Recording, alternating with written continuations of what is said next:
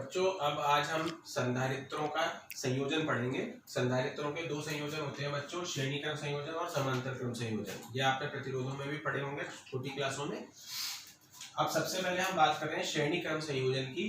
इसकी परिपथ व्यवस्था, परिपथ कैसे बनाते हैं वो देखो। ये पहला संधारित्र है, ये दूसरा संधारित्र है, इसी तरीके से nवां संधारित्र है। ठीक है, ये दो बिंदु हैं A और B। ये संधारित्र की धारिता C1, इसकी धारिता C2 और इसकी धारिता C है। तो इसे आप परिपथ में, ये पूरा श्रेणी क्रम संयोजन कहलाता है। इसको परिपथ में कैसे लिखोगे?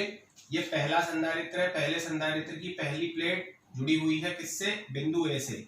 सेकंड प्लेट जो है, दूसरी प्लेट, वो दूसरे संधारित्र की पहली प्लेट से। फिर दूसरे संधारित्र की दूसरी प्लेट, तीसरे संधारित्र की पहली, ये क्रम चलता जाएगा और nवें संधारित्र की दूसरी प्लेट को बिंदु B से जोड़ दिया जाएगा। समझ गए कहानी? पहला संधारित्र, पहले संधारित्र की पहली प्लेट बिंदु A से, पहले संधारित्र की दूसरी प्लेट दूसरे संधारित्र की पहली प्लेट से, दूसरे संधारित्र की दूसरी प्लेट तीसरे संधारित्र की पहली से, यही क्रम चलता जाएगा और nवें संधारित्र की पहली प्लेट को, जो इसके पहले वाला कैपेसिटर होगा, संधारित्र होगा, उससे, और दूसरी प्लेट को बिंदु B से जोड़ दिया जाएगा। बिंदु A को आगे चल के बैटरी के धनात्मक टर्मिनल से और बिंदु B को आगे चल के बैटरी के ऋणात्मक टर्मिनल से जोड़ दिया जाएगा। ये पूरी व्यवस्था है किसकी? श्रेणी क्रम संयोजन की। तो ये तो परिपथ को इस तरीके से बनाया जाता है। हम सिंपल वे में क्या बोलेंगे? एक ही तार में सारे के सारे संधारित्रों को लगा दिया जाए, तो ये होता है श्रेणी क्रम संयोजन। अब परिपथ बनने के बाद अब हमें एक चीज और निकालनी होती है इसमें, तुल्य धारिता। तुल्य धारिता कैसे निकालते हैं वो देखो। तुल्य धारिता ज्ञात करना, तो श्रेणी क्रम संयोजन में तुल्य धारिता कैसे ज्ञात करेंगे वो देख लो। ये अब इसमें हम तीन संधारित्रों को लगा देते हैं, 1, 2 और ये 3। ये संधारित्र को इसी तरीके से लगाया जाता है, समांतर प्लेट संधारित्र है। और यहाँ पर इस बैटरी को फिर इसको बैटरी के पॉजिटिव से और इसको बैटरी के नेगेटिव से जोड़ दिया जाएगा। इस बैटरी का जो टोटल विभवांतर है वो V है। इसके जो धारिता है C1 है, इसकी धारिता C2 है, इसकी धारिता C3 है। अब क्या होगा कि जो प्लेट धनात्मक टर्मिनल से जुड़ी हुई है उस पर प्लस आवेश आ जाएगा, अपने आप आ जाएगा। जो ये पहला संधारित्र है, पहले संधारित्र की पहली प्लेट धनात्मक टर्मिनल से जुड़ी हुई है, तो ये ऑटोमेटिक प्लस हो जाती है। ठीक है, ये प्लस हो गई। अब क्या होता है कि ये प्रेरण की वजह से, प्रेरण होगा, प्रेरण की वजह से यहां से इलेक्ट्रॉन खींचेंगे और ये प्लेट नेगेटिव हो जाएगी।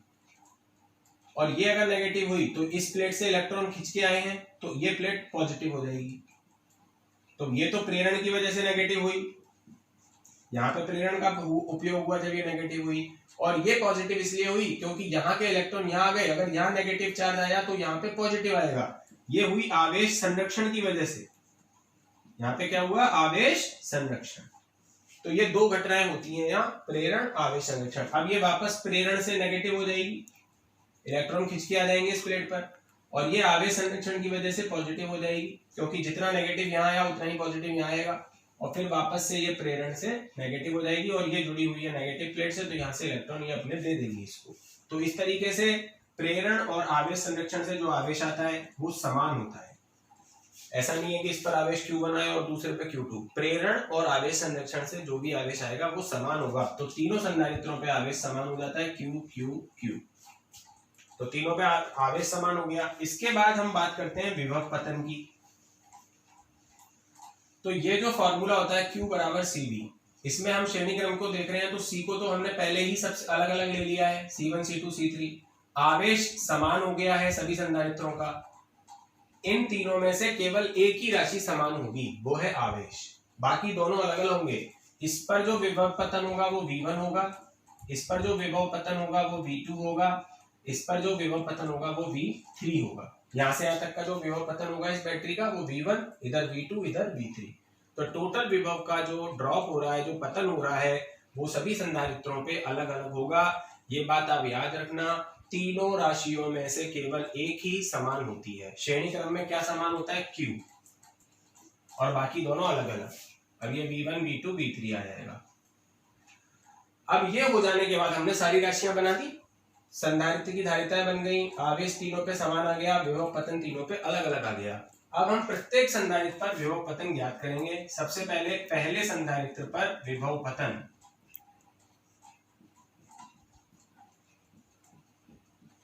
V1, तो V1 देखो इस फॉर्मूले से V बराबर Q बटा C होगा, तो V1 बराबर क्या होगा, Q बटा C1, पहली समीकरण। दूसरे संधारित्र पर विभव पतन V2 बराबर Q अपॉन C2, तथा तीसरे संधारित्र पर विभव पतन V3 बराबर Q अपॉन C3। तो तीनों पर हमने इस तरीके से देखा कि आवेश तीनों पे समान है, केवल धारिताएं अलग अलग है, C1 C2 C3, इसीलिए विभव पतन अलग अलग होता है। तो हमें जो राशि अलग अलग थी ना, धारिता को तो छोड़ देना। अब बची दो राशियां, धारिता को तो हमें निकालना ही है, तुल्य धारिता ज्ञात कर रहे हैं ना हम, यानी हमें धारिता तो निकालनी है, उसको छोड़ो। बाकी दो राशियां बची Q और V, इसमें से एक राशि सेम होगी, कौन सी सेम है अभी श्रेणी क्रम में, आवेश, उसको भी छोड़ दो। अब बचा विभव, प्रत्येक संधारित्र पर विभव निकालो। तो इस तरीके से आप विभव निकाल लो। अब कुल विभव V बराबर क्या होगा, V1 plus V2 plus V3, इनके मान रख दो। V1 का मान Q बटा C1, V2 का मान Q बटा C2, V3 का मान Q बटा C3। Q कॉमन आ जाएगा, 1/C1 plus 1/C2 plus 1/C3। इस Q को अपॉन में ले जाएंगे, V अपॉन Q, ये हो जाएगा 1/C1 plus 1/C2 plus 1/C3। अब V अपॉन Q को देखो, ये यहां से अगर हम देखें V अपॉन Q, तो ये C अपॉन में आएगा, यानी V अपॉन Q किसके बराबर हो जाएगा, 1/C के। ये हमारे पास फॉर्मूला तुल्य धारिता का बन गया। C यहाँ पे तुल्य धारिता है, यहाँ पर C क्या है, तुल्य धारिता। तुल्य धारिता का मतलब क्या होता है कि जब सर्किट में हम तीनों को श्रेणी क्रम में जोड़ रहे हैं, अलग अलग धारिताएं तो इनकी C1 C2 C3 हैं, पर सर्किट में जब ये जो श्रेणी क्रम में जुड़ी तो इनकी धारिता कितनी हो गई, वो टोटल जो भी धारिता आती है वो तुल्य धारिता कहलाती है। तो तुल्य धारिता का जो व्युत्क्रम है 1/C, मतलब तुल्य धारिता का व्युत्क्रम किसके बराबर है, सभी संधारित्रों की धारिताओं के व्युत्क्रमों के योग के बराबर। तो ये ध्यान रखना, श्रेणी क्रम संयोजन में तुल्य धारिता का व्युत्क्रम सभी संधारित्रों की धारिताओं के व्युत्क्रम के योग के बराबर होता है। समझ में आ गई बात। तो आपको तीनों राशियां देखनी है, C तो हमेशा अलग अलग लेना है, C1 C2 C3। Q और V में से एक राशि समान होगी, श्रेणी क्रम में क्या समान है, Q। V अलग अलग है, V1 V2 V3, ये V1 V2 V3 हम निकाल लेंगे इस तरीके से, फिर इनको ऐड करके टोटल V निकालेंगे, Q कॉमन ले लेंगे और Q को अपॉन में ले जाएंगे, V अपॉन Q क्या हो जाएगा, 1/C, और हमारे पास एक फॉर्मूला आ जाएगा। अब अगर इसमें n संधारित्र होते, कुछ इंपोर्टेंट छोटी छोटी बातें हैं, अगर n संधारित्र होते तो ये फॉर्मूला n तक चला जाता। कुछ इंपोर्टेंट पॉइंट्स बता रहा हूं मैं आपको। इंपोर्टेंट पॉइंट्स में पहला है n संधारित्रों के लिए, तो कुछ नहीं होता, n तक लिख लेते हैं इसको। 1/C is equal to 1/C1 plus 1/C2 से लेकर कहां तक जाता है, 1/Cn तक। दो संधारित्र होते, दो संधारित्रों के लिए एक शॉर्ट फॉर्मूला बना सकते हैं, केवल दो होते तो फिर ये फॉर्मूला यहीं तक आता, 1/C बराबर 1/C1 प्लस 1/C2। इनमें से C1 C2 एलसीएम ले सकते थे, तो C1 C2 अगर हम एलसीएम ले लेंगे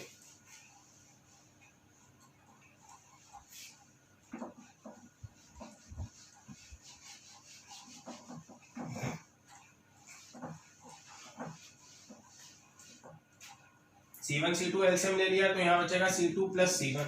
अब इसको व्युत्क्रम है तो इसको उल्टा कर दो, C, इसको भी उल्टा कर दो, C1 C2 upon C1 plus C2। इसको तो C2 प्लस C1 लिखो या C1 प्लस C2 लिखो, एक ही बात है, कोई दिक्कत नहीं है।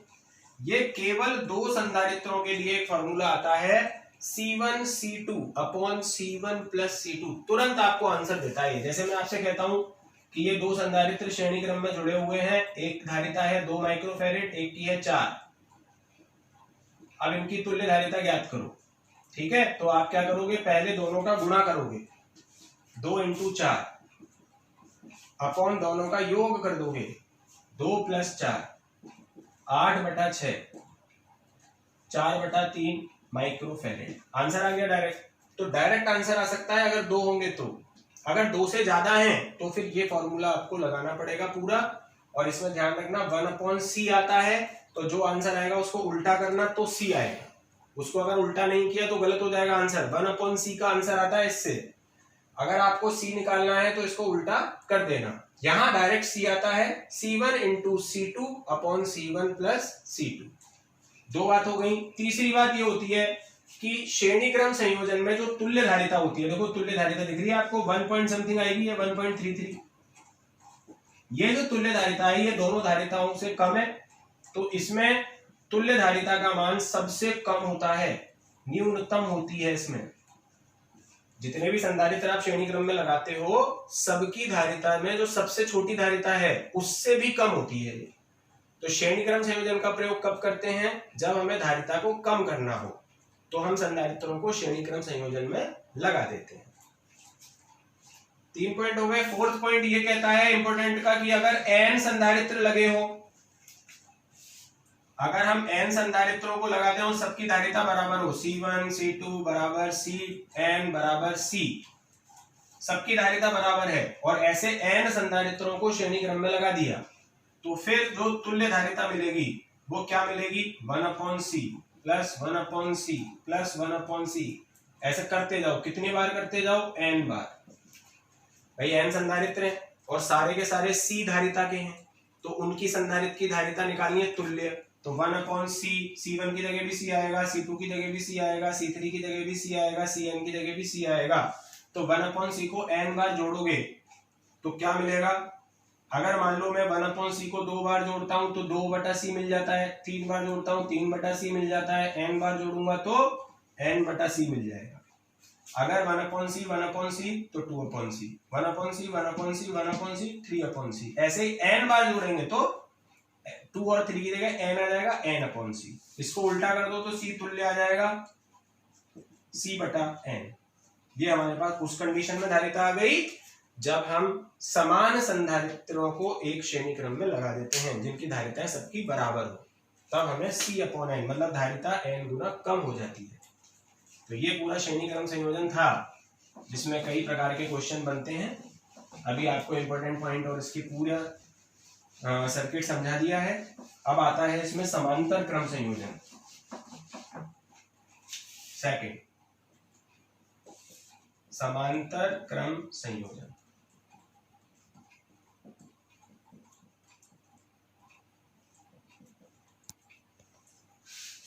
तो समांतर क्रम का पहले परिपथ कैसे बनाया जाता है?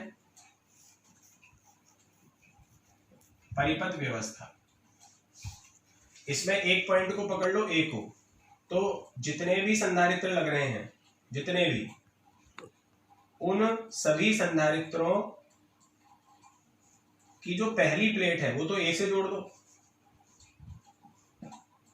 देखो संधारित्रों की, सभी संधारित्रों की पहली प्लेट A से जोड़ दो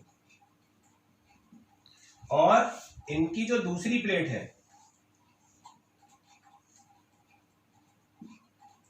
वो B से जोड़ दो। तो ऐसा संयोजन क्या कहलाएगा? समांतर क्रम संयोजन। जितने भी संधारित्र हैं उनकी पहली प्लेट बिंदु A से, दूसरी प्लेट बिंदु B से, A को धनात्मक टर्मिनल से और B को ऋणात्मक टर्मिनल से जोड़ दो। तो ये पूरा संयोजन है समांतर क्रम संयोजन। अब इसमें तुल्य धारिता ज्ञात करेंगे। तुल्य धारिता देखो कैसे ज्ञात करेंगे। अब हम 3 संधारित्रों को जोड़ देते हैं, ये 3।